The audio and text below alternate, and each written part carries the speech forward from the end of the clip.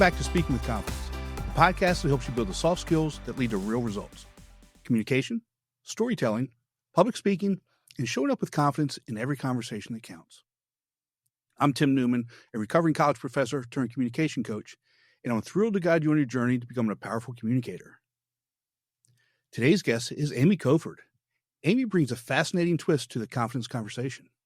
She is a certified hypnotherapist, speaker, and author of Hardwired to Rise, a book that helps understand and overcome fear so it stops running the show. Through her work with clients, athletes, and audiences, she's helping people tap into the subconscious mind to replace anxiety with calm and fear with focus. We're diving into what hypnosis really is, why it works, and how it can transform the way you communicate with others and with yourself. Amy, welcome to Speaking with Confidence. I'm really excited to have you on and have this conversation today. Thank you. I'm so happy to be here. Thank you, Tim. You know, when we did the pre-interview, I told you I've not had a hypnotherapist on, and so I'm excited about that. But you're known as a happy hypnotist. I love that. And how did you get that? How did you get that name? Well, so one of the ways that it came about is that the main clientele that I've been helping over the years have struggled with depression and anxiety.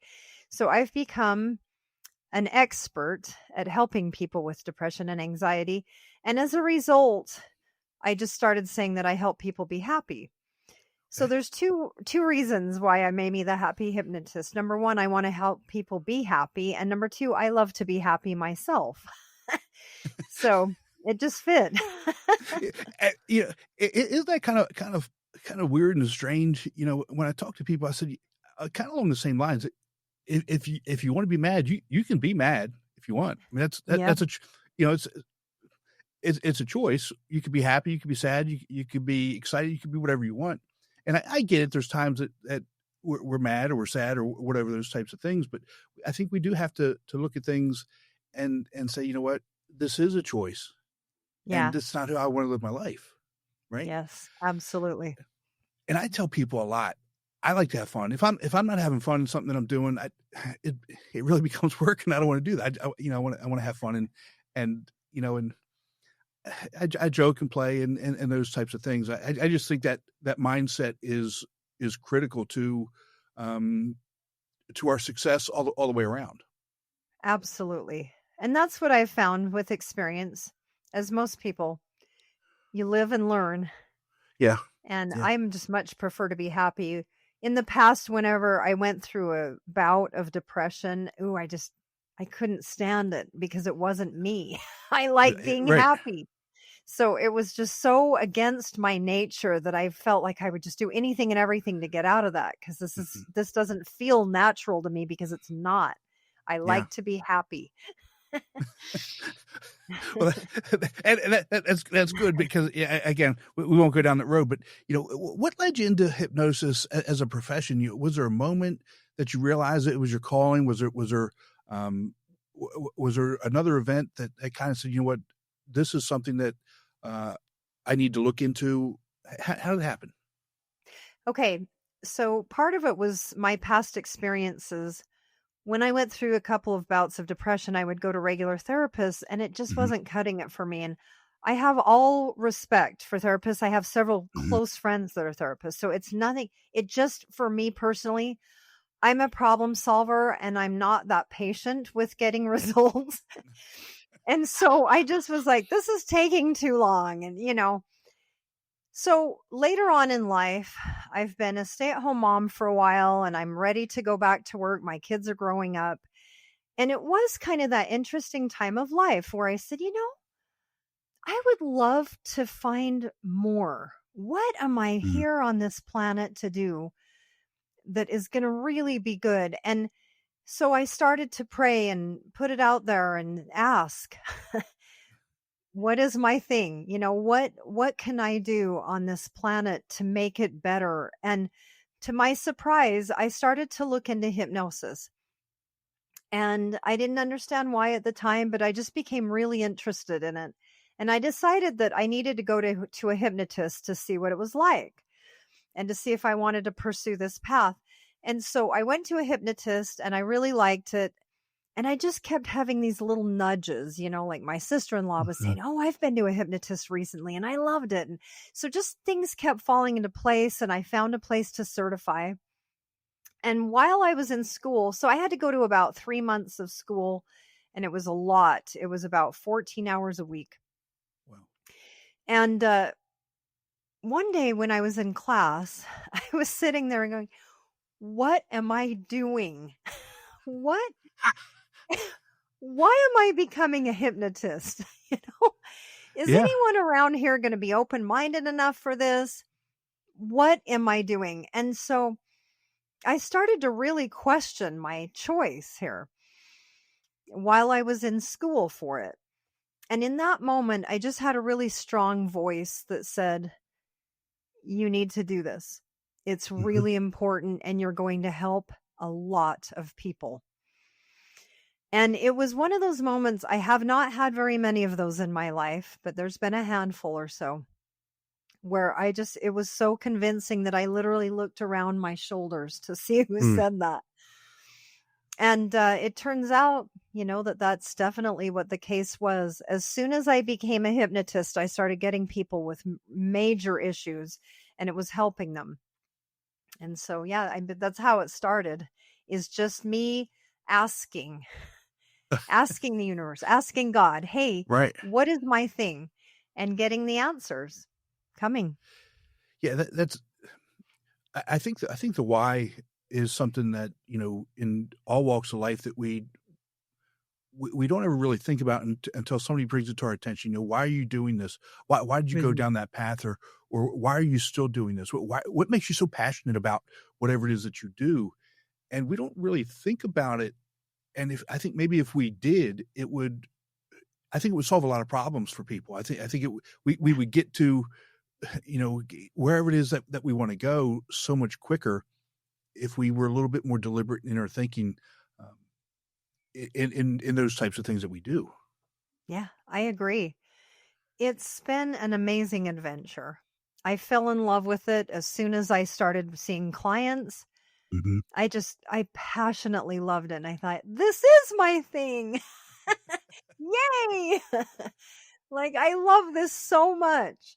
And so, yeah, it's very exciting when you do find what you feel like you're meant to do. And, of course, my kids, I love them and I wanted to be a mom, but I just always knew that there was more to my life Right. than being a mom. I always knew that. Mm. And so when I hit that point where my youngest was going to school, about to go to school, I just said, "Okay, I know that there's something I'm supposed to do." I have that just inner knowing. Right. So, Right. yeah. And what was it like when you, like you said, you looked around, you're like somebody tapped you on the shoulder and say, "Yeah, this is it." Because I know I've had it too. I I know what it love feels like. that. What Yeah. was it? What was it like for you though? I mean, was it like, "Oh my gosh, this is really it"? Okay, this is, I mean, for me, that's what it was. Is that really, as okay, this is what we're doing. And I really put more time and effort and energy into it. So what was it like for you? Yeah. So at the time, I wasn't sure if I believed that voice. Hmm. But it was pretty strong, like I say, it Hmm. had me looking over my shoulders, both directions. Who said that? Yeah. And, but yeah, it was when I started to actually do, right? When I started Right. seeing clients that it hit me. Whoa. Yes, this is it. And I love this, passionately love this. And when you love something, you're good at it, and vice versa, right? When you're good at Yeah. something, you love it. And when you love it, you're good at it. Hmm. And so it just naturally fell into place where I wanted to be the best in the world after that.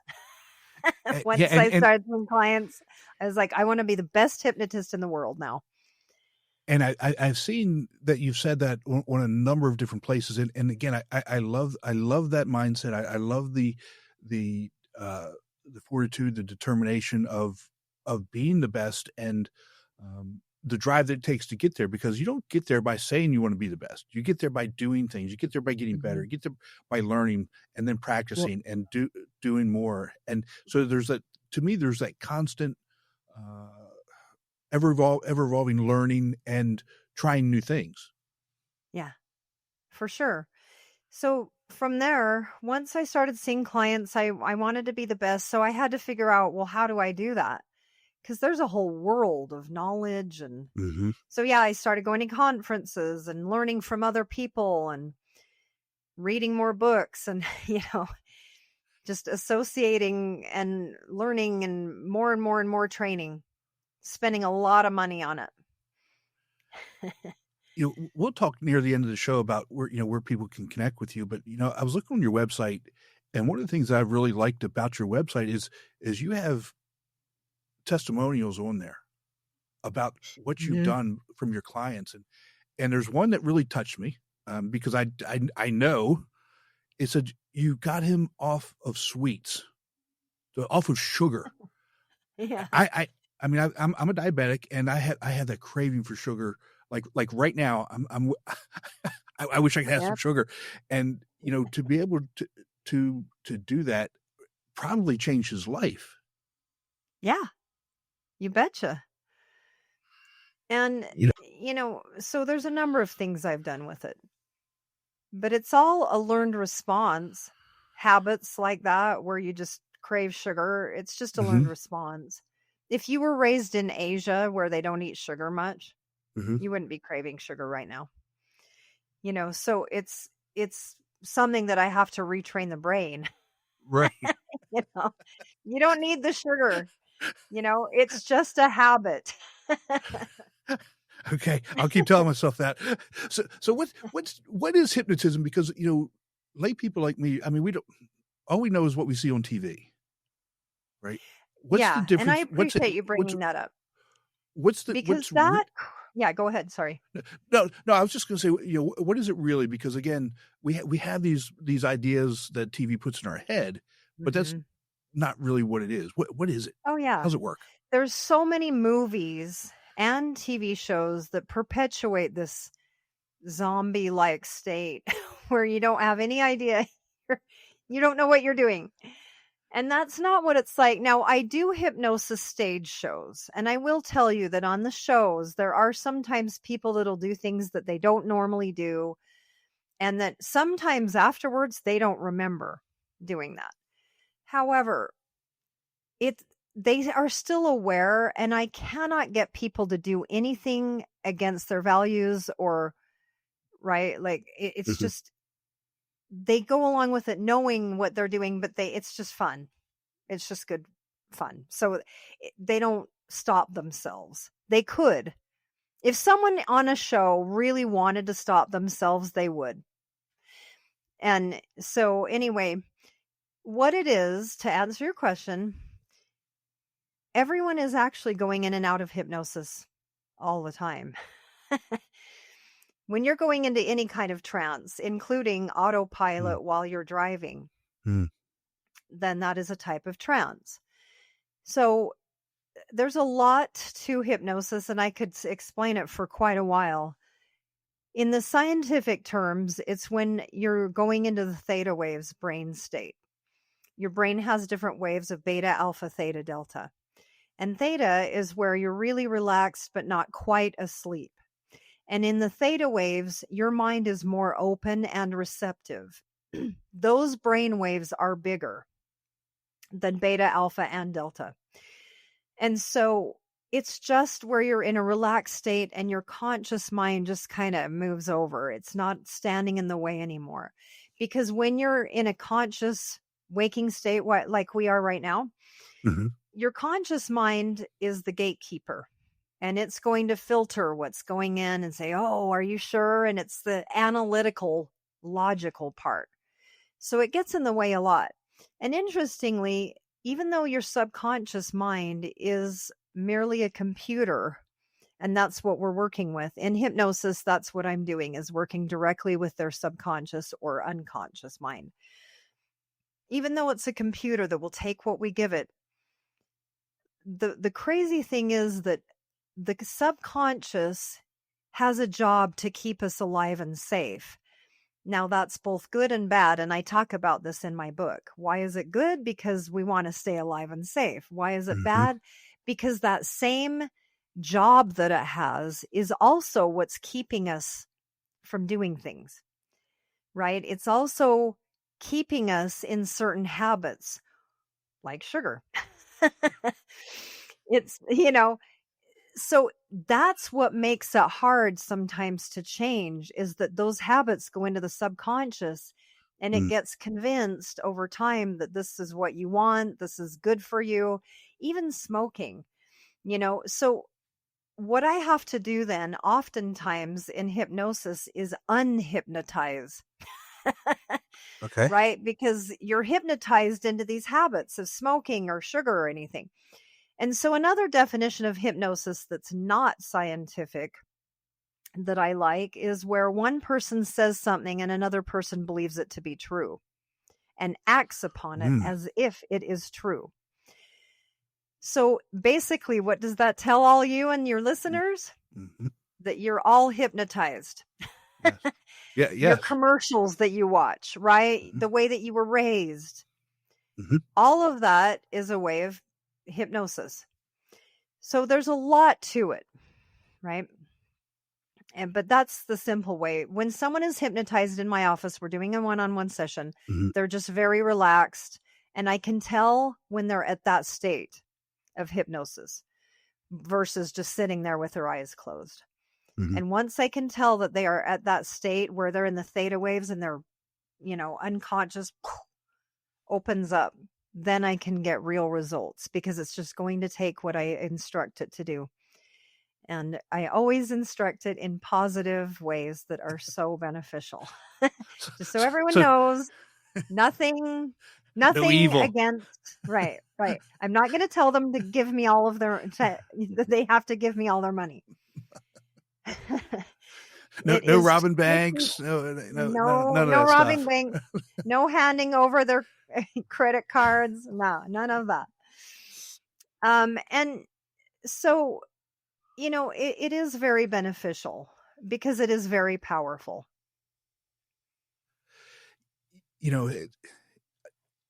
I love the whole idea of it, because it's something that, if people, sweets or smoking or whatever it is, and I know you do a lot of work with athletes, and it helps with a number of different things, right? But it's a different way of looking at things, especially if people have say they have tried things and haven't worked. Why not be open-minded and give something a chance, right? Because Exactly. you never actually know if it's going to work. And I think I told you when we had the pre-interview about me trying acupuncture. I said, no way it's going to work. And wow, after the first session, I was hooked, right? But you have to be open-minded enough to allow it to work too. It would be my guess here with hypnosis. Is that accurate? Yes. And oftentimes I'm a last resort. Not as much with smokers, because it's known in the world of smokers that hypnosis is the best. It's been around for decades. People using hypnosis to stop smoking. That became big probably in like the 70s. And as a way to stop smoking. But for the other things, sometimes I'm a last resort. And it's interesting because they'll come to me, and I've heard this several times, that, wow, this helped me in 3-5 sessions or whatever, more than 20 years of therapy. And so I get that. I think people are more open-minded now because people just want results. Right. They don't want to take the 20 years of therapy, or, like if we were talking medical, people don't want to go to a doctor and be told that everything's perfectly fine, all your tests are normal, when they feel like garbage. Yes. And so I think because of that, like you with, you went to acupuncture because you were like, I've tried other things that haven't worked. And now because of that, I'm open to trying things that I want to see if they'll work. And so it's kind of like that with hypnosis, where people have tried other things. They're not satisfied with what they've got out of it, and they want to come to me. Well, so let's kind of shift gears just a little bit.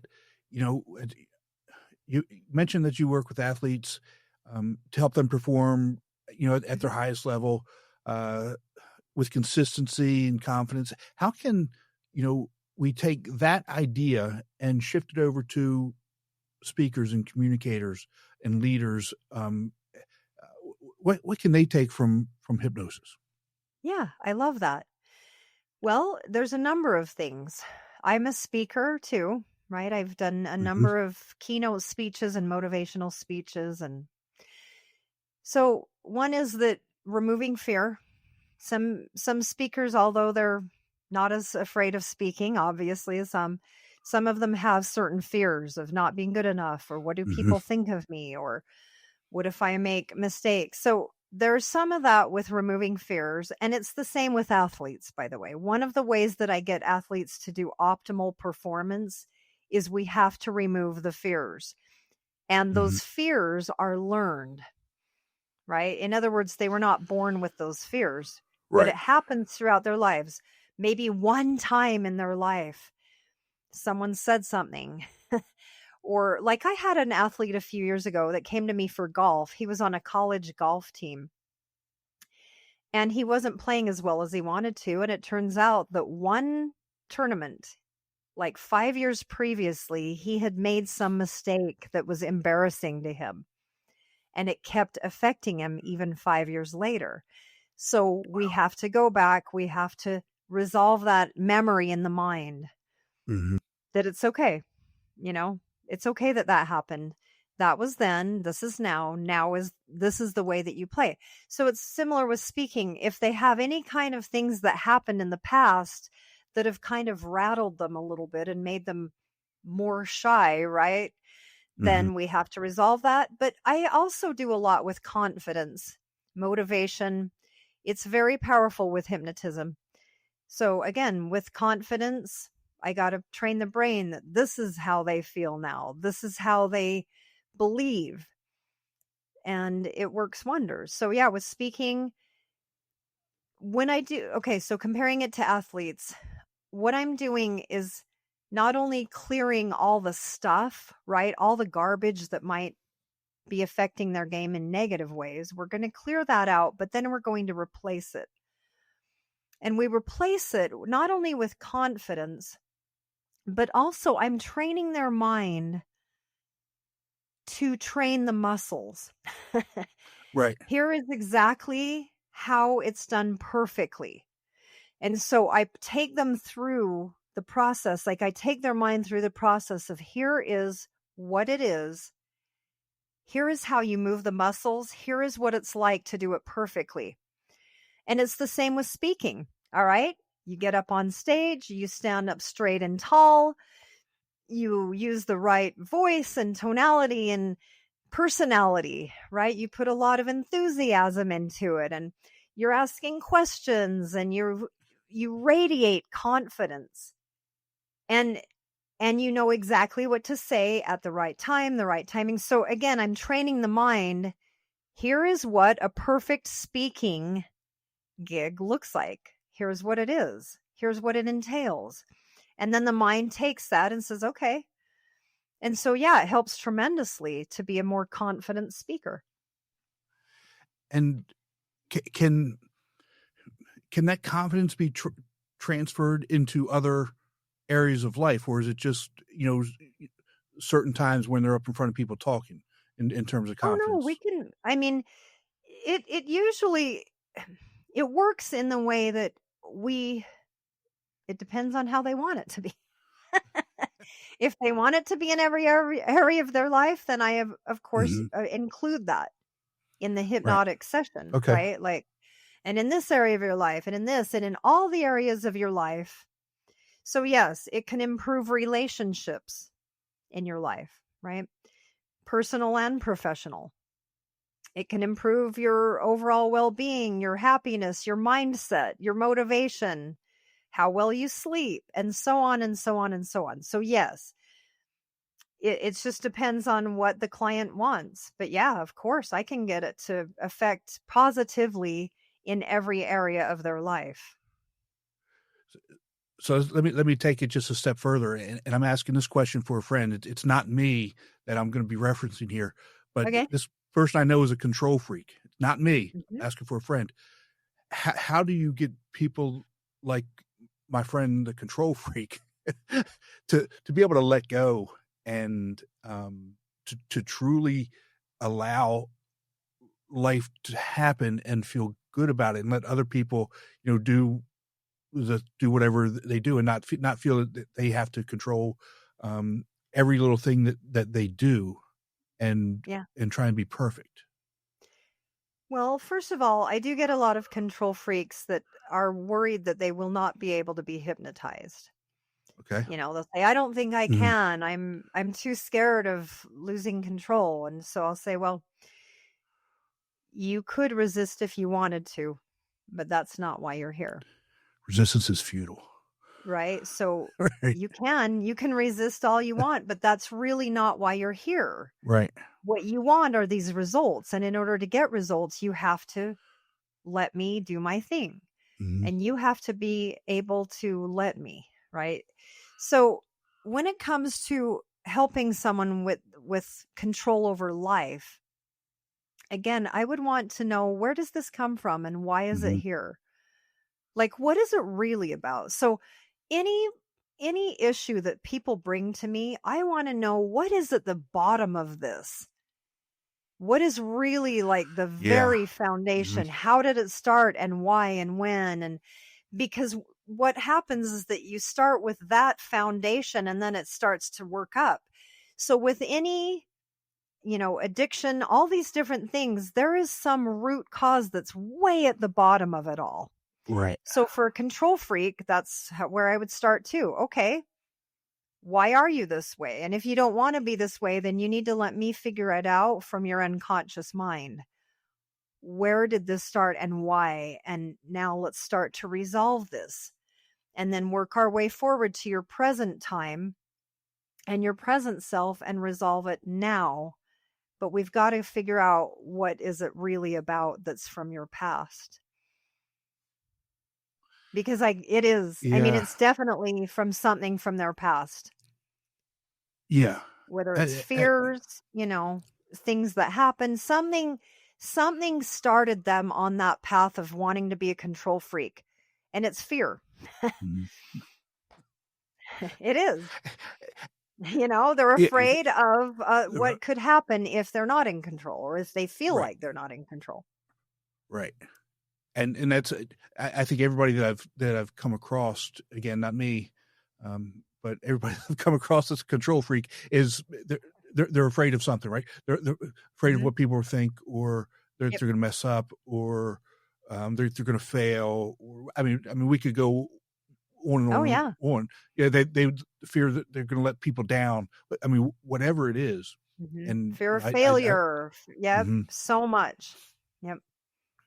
So, if there's one exercise, mental training exercise that you would give to somebody in the boardroom, or somebody who's going to be speaking, what what would that be um, to help them just initially have that confidence that they should be working on?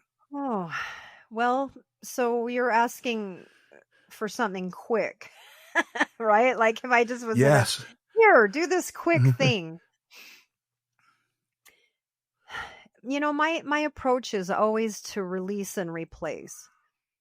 Okay. That's just my way that I prefer. Now, some hypnotists hypnotize, give suggestions, and pull them out.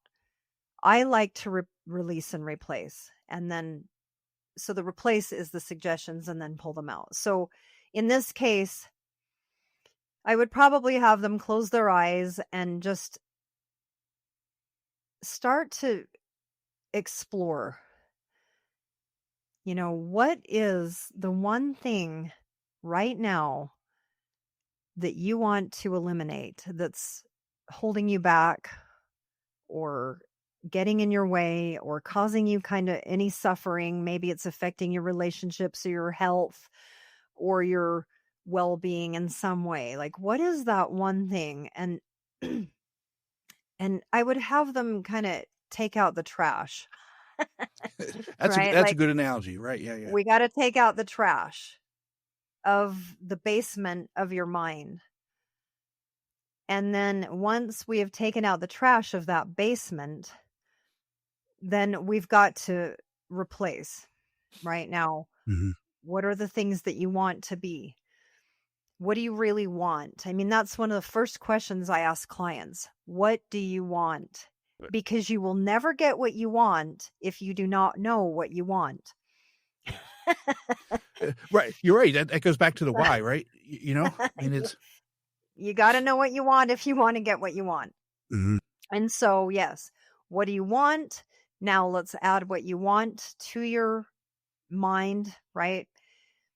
And so I would do it in different analogies and metaphors of filing it. Sometimes I do that if it's, just if it's a quick thing.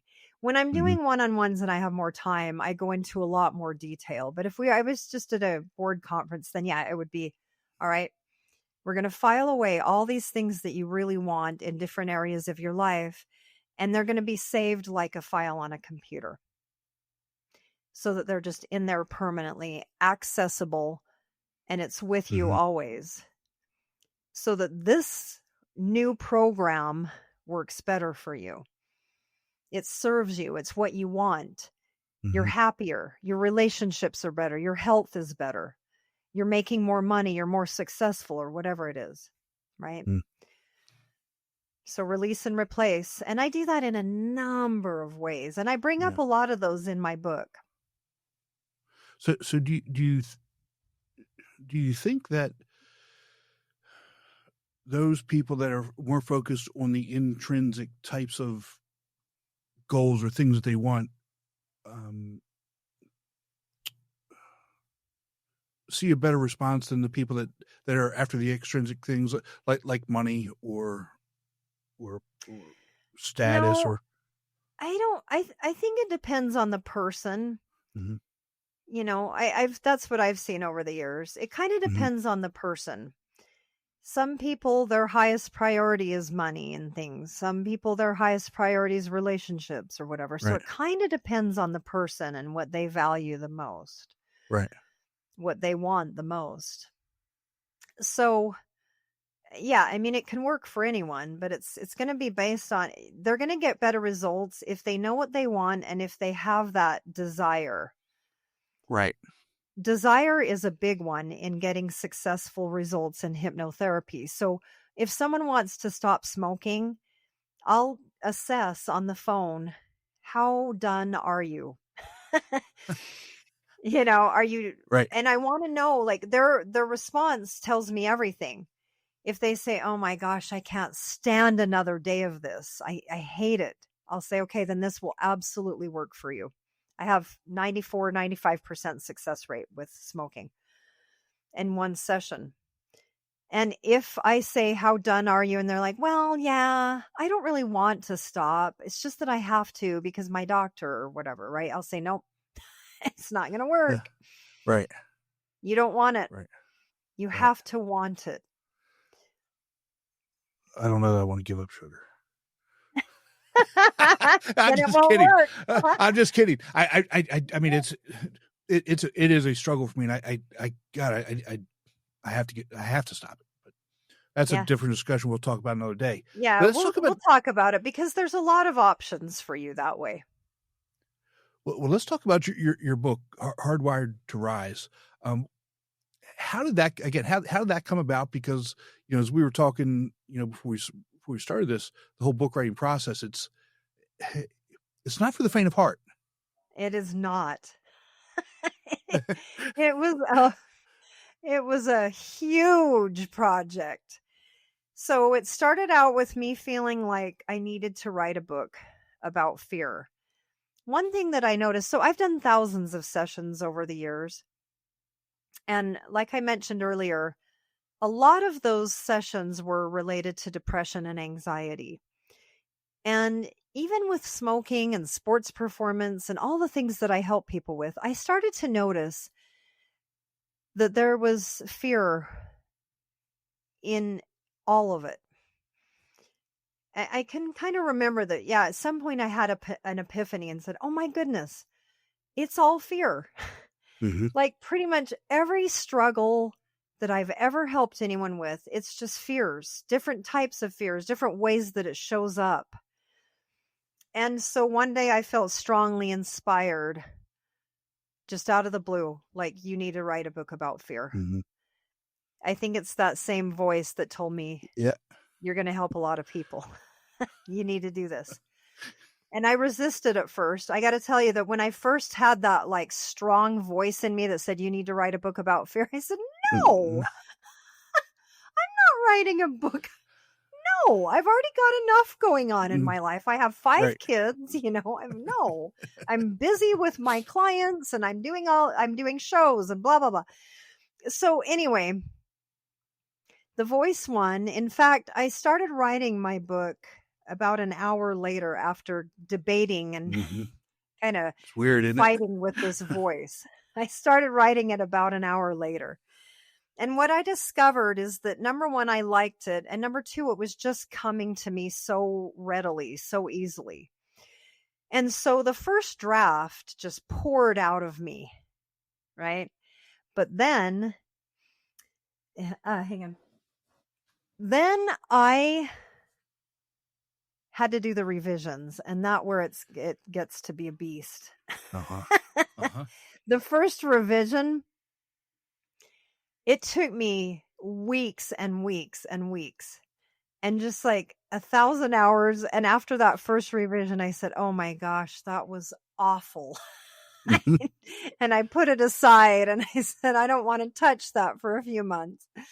And then it started to nag me. And so that's kind of how it went for about 1.5 years until I finally finished it.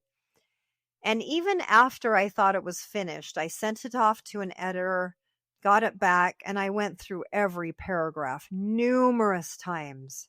I would read it out loud. And so that last revision after the editor, that was the most time consuming of all. Yeah. And I kept making more and more improvements and changes, even in that last draft, because I thought, man, I want this to be such a good book. I want it to just be like outstanding.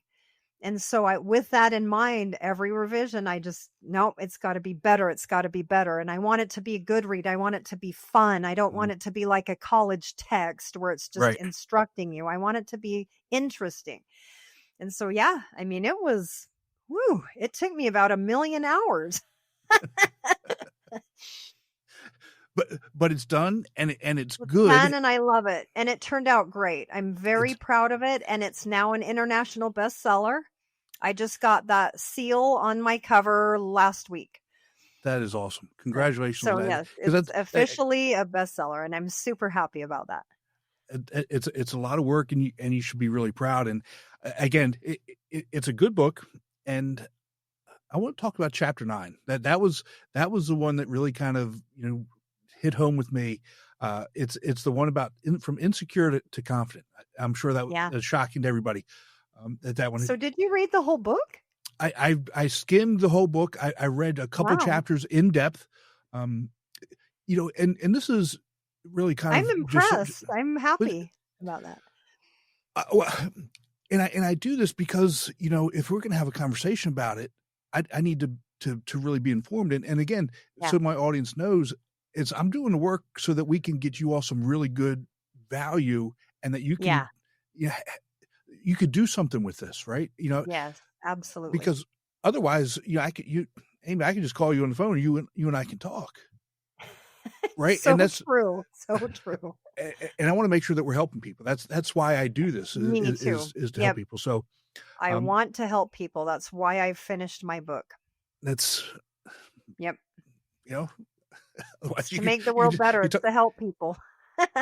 you can read it to your kids, and that'd be great if you didn't want to help people, right? It would just be something that we do. And there's the one piece in the chapter, and I chuckled when I first saw it. It's the faux what. The fear is what others think. Faux what? Yeah. The fear of what others think. Yeah. Because I make acronyms and short little things about things all the time, and that's the first time that I've seen that, and I chuckled. it's not a laughing matter because, Right.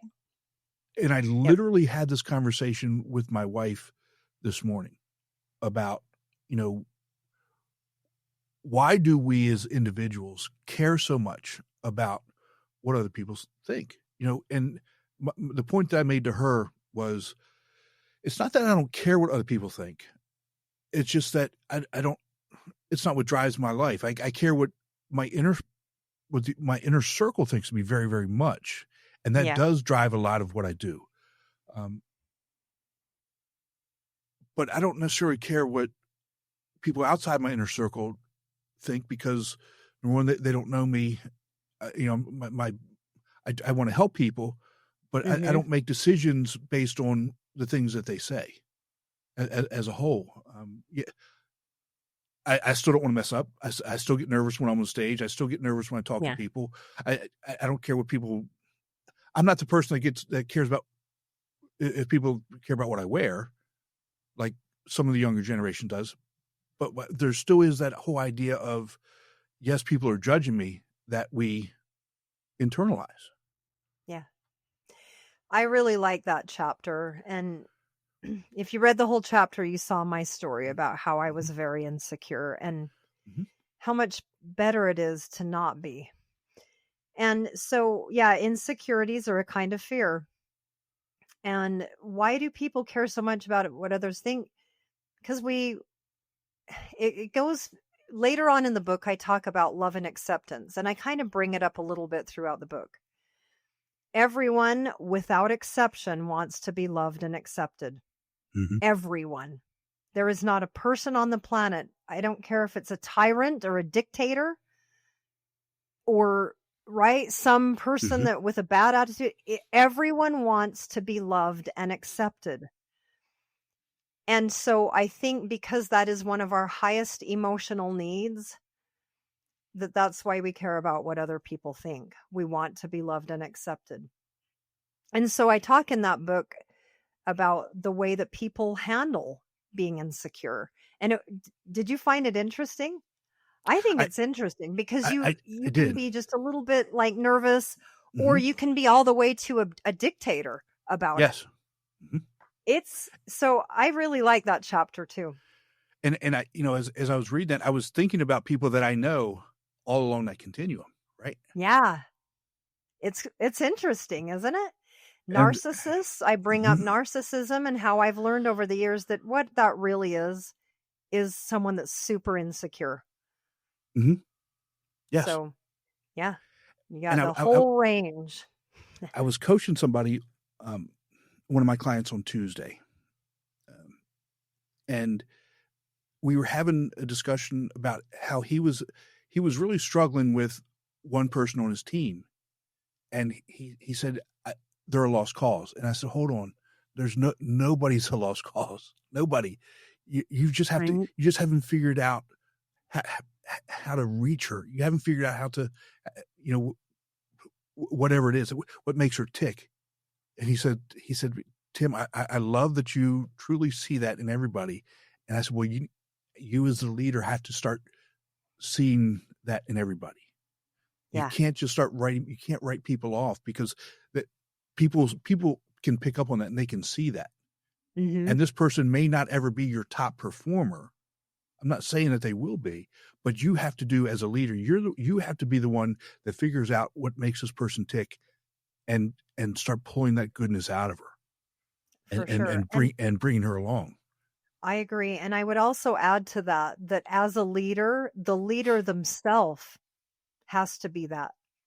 They have to see the greatness within themselves and connect to that and love themselves, because that's what's going to make them a good leader. If they want the people that they lead to be that way, then they have to be that way. It's like, I'm big on self-love, and that'll be my next book, because there's so much to say about that and so much that I've learned about that.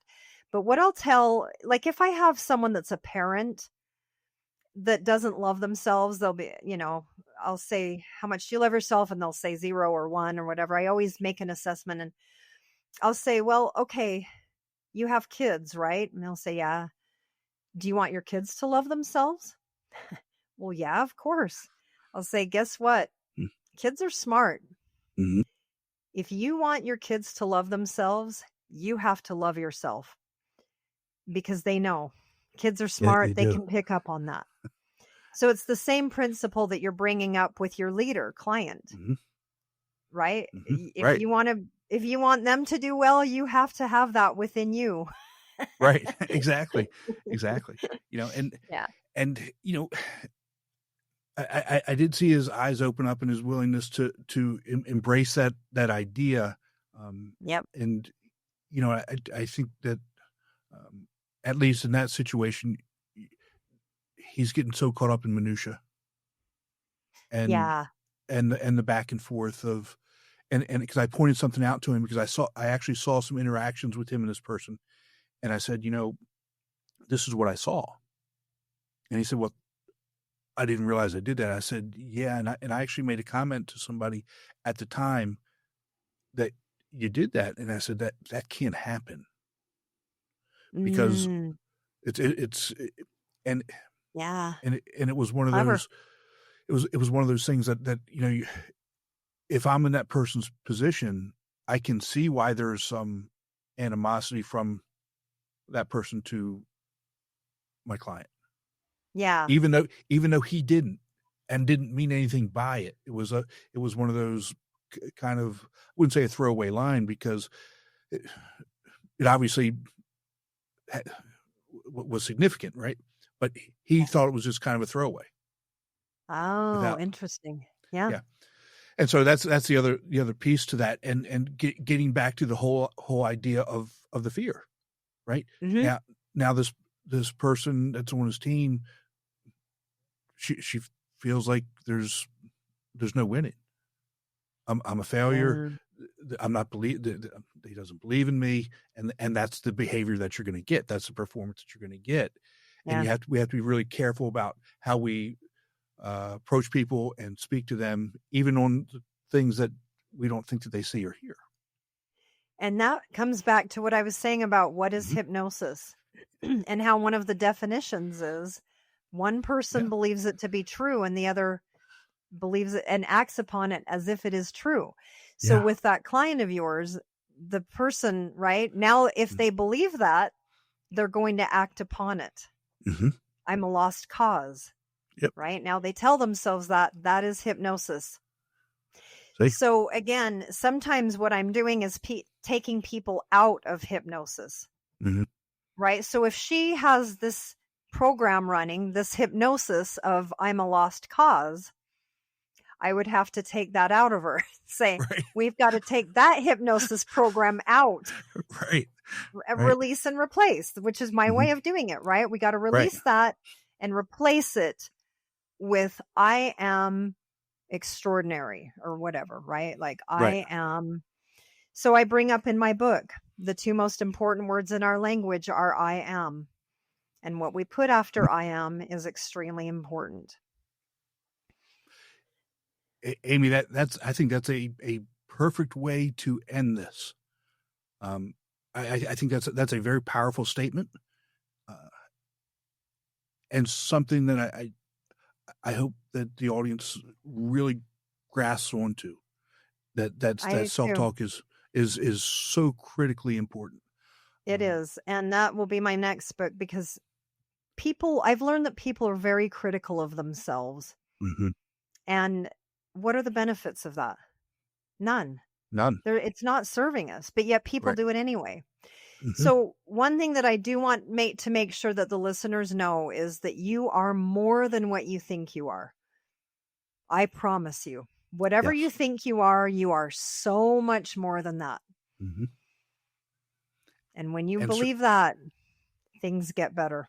Much and surround better. Surround yourself with people who believe that in you as Absolutely. well. Yeah. So. Yeah. So, Definitely. Amy, where can people connect with you? All right. So amykoford.com, spelled AMYKO Ford, like the car. That has links and things to my upcoming events. Well, I got to get my events on there. I have a couple of events coming up at the end of October, November, December, and January, and they are going to be extraordinary in-person or streaming events to help people. So I'm going to be doing depression and anxiety Oh, wow. revolutionizers every month. And every month is going to be different, a different approach to it, a different aspect of how to overcome depression and anxiety. I've done it personally and professionally with clients. My book is on Amazon. I also have a link to my book on the website. And there's a link to my store on my website. My store has products and things to help you feel better. It's got audios that you listen to help you sleep better, to be more confident. You can do my hypnotic program that takes you to optimal levels of thinking and believing and doing. You can stop smoking with me. There's a number of things, and that one session is going to do it for you. I can get you to stop smoking in one session. And so, yeah, there's a bunch of resources. I'm on social media under either Amy Koford or Amy the Happy Hypnotist. I love that. I love that, Amy. Oh, thank you. Well, thank you so much for spending some time with us today. I can't tell you how much I appreciate it. It's been great. It really has, Tim. Thank you so much. And all of you, you're loved. You're amazing. Take care, and we'll talk to you soon. All right. Thank you. Be sure to visit speakingwithconfidencepodcast.com to get your free ebook, The Top 21 Challenges for Public Speakers and How to Overcome Them. You can also register for the Forming for Public Speaking course. Always remember, your voice has the power to change the world. We'll talk to you next time.